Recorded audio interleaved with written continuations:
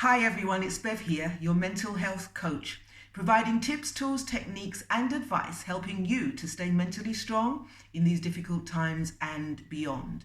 The topic for this video is c-PTSD,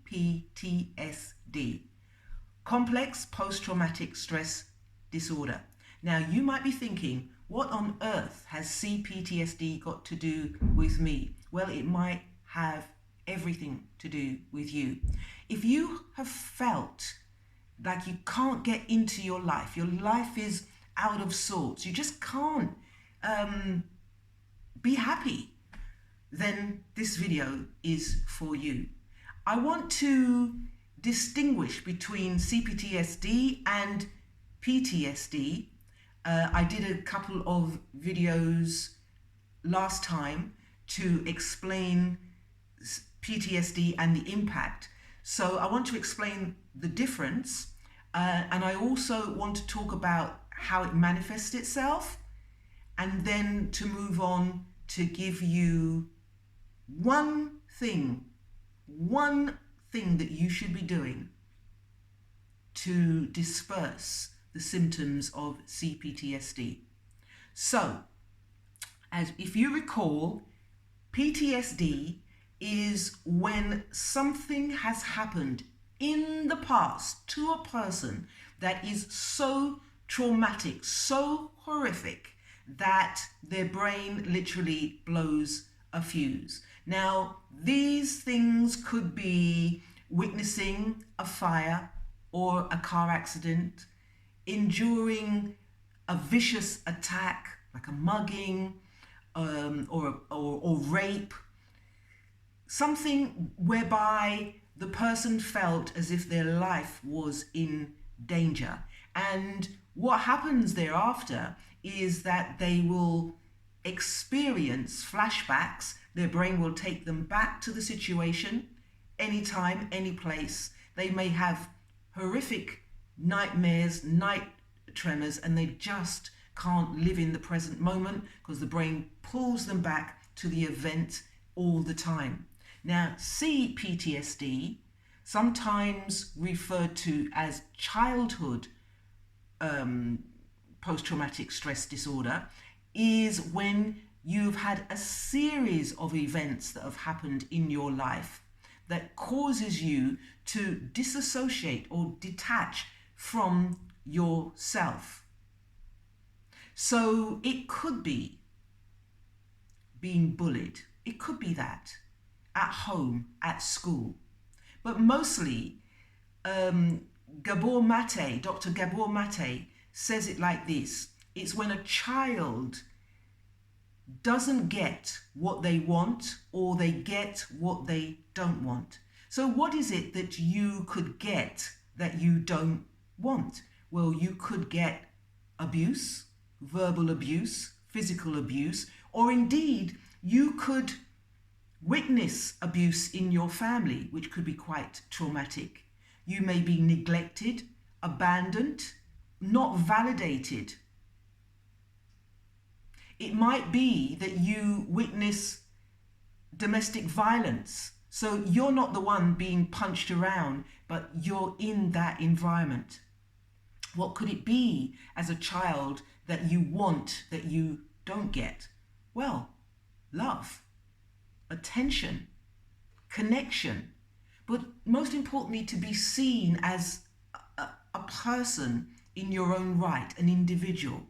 And all of these things can mean that you just don't feel in your body. You don't feel as if you have any self-esteem because nobody has created an environment to build your self-esteem.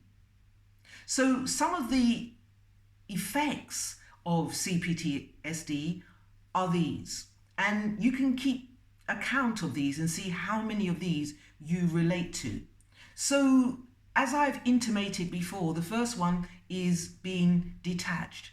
Many people that I speak to, many of my clients, when they talk about their difficult upbringing and I say, how do you feel about that? They go, I don't know, I'm not sure. So there's a disassociation from feelings and emotions. 2, it is really difficult to trust other people, to let people in, because people have let you down. And it's really difficult because the people that you love were not very nice to you. So who do you trust? Number 3, there's a disconnect. So many times people say to me that they absolutely hate small talk. They don't think that what they have to say is important. They're interested in other people, but they can't imagine that anybody would be interested in what they have to say. They find it difficult to communicate, to find the words within themselves to express themselves. Number 4 is they're hypervigilant, sleeping with one eye open many times, because who's going to get me? Where am I going to get the next box around the head? When am I going to get told that I'm rubbish, or I'm useless, or I've messed up the house, or I'm contributing 0 to the family? Number 5 is hypersensitive, because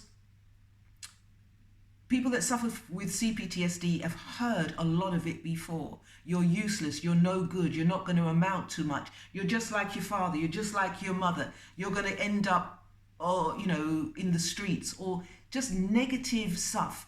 And they've heard it all before, and they're kind of sensitive to it. So, when someone says something negative around them and about them, they hoover it up. Whatever's negative, that was meant for me, wasn't it? So that number 6 is going to be a low self-esteem, no self-worth, no self-respect. People that have c-PTSD have holes in their boundaries, which means that people have disrespected them, have violated their rights, their sense of self. And so they have little self-esteem, if any at all. 7 is that they are emotional wrecks. It's about guilt and anger and just not knowing how to feel in certain situations.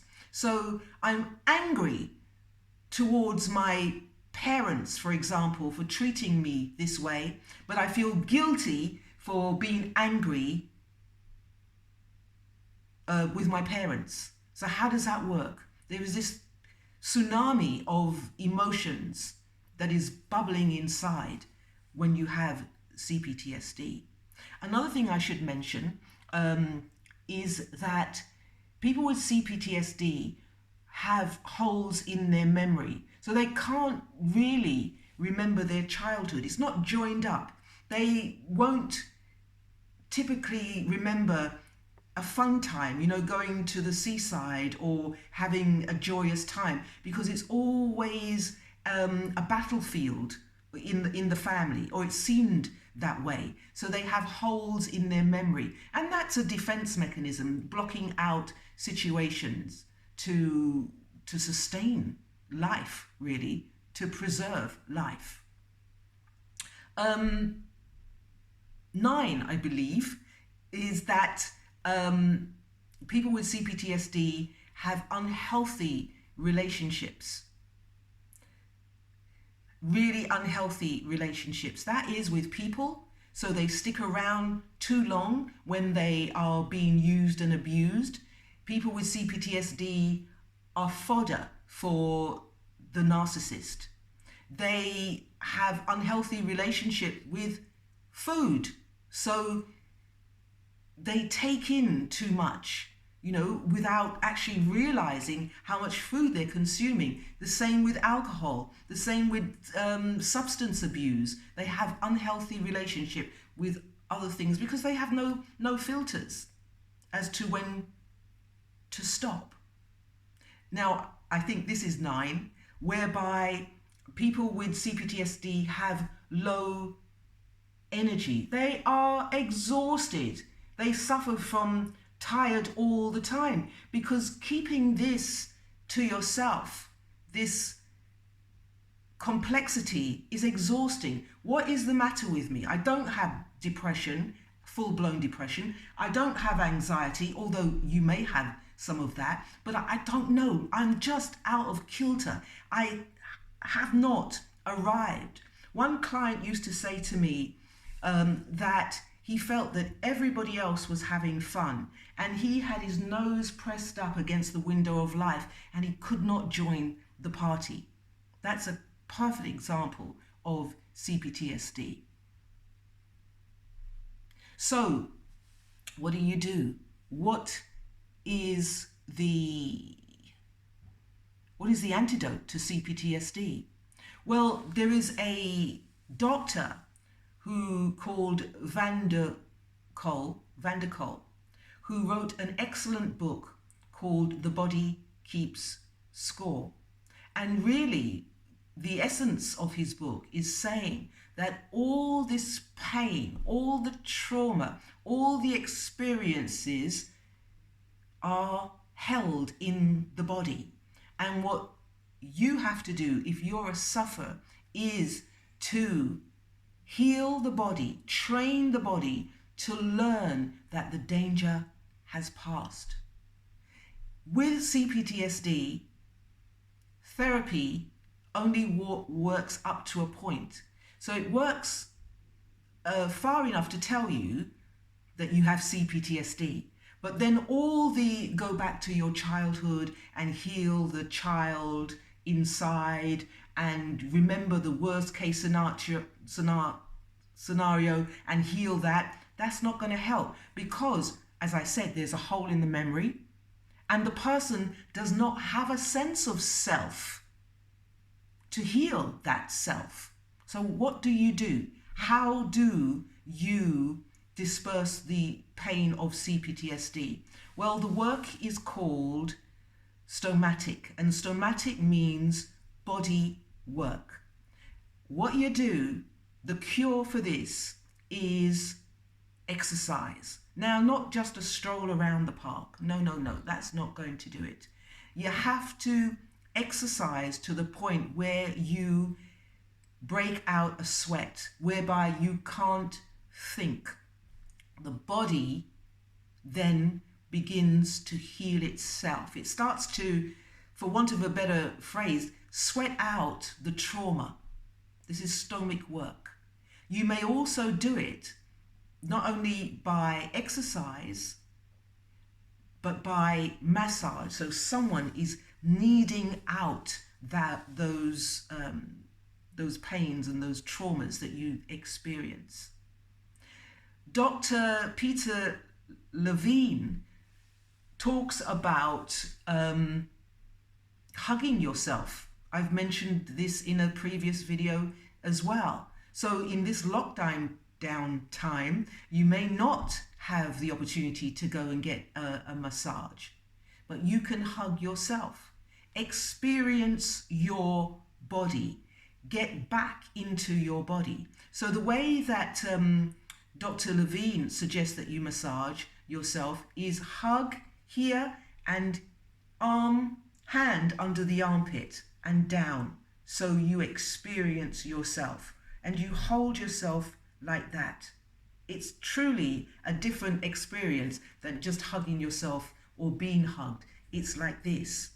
Another exercise that he advocates is to put your hand on your upper chest and your hand on your forehead, just to experience the heat, the sensation, the pressure of your hand on your body, and then to move the hand from your forehead to your stomach and just have a sensation like that. The point is that you cannot change the past. You can't. But you can change your relationship to the past. By doing stomatic work, you can become strong in your body, get a sense of who you are, and then, if you so wish, you can go into therapy to do some of the healing or more healing, or because you feel strong, because you feel toned, because you have a sense of who you are, you feel powerful, you may not need the therapy. You may choose to leave the past in the past and move forward. I'll leave it there. Stay safe, stay sane. Until next time.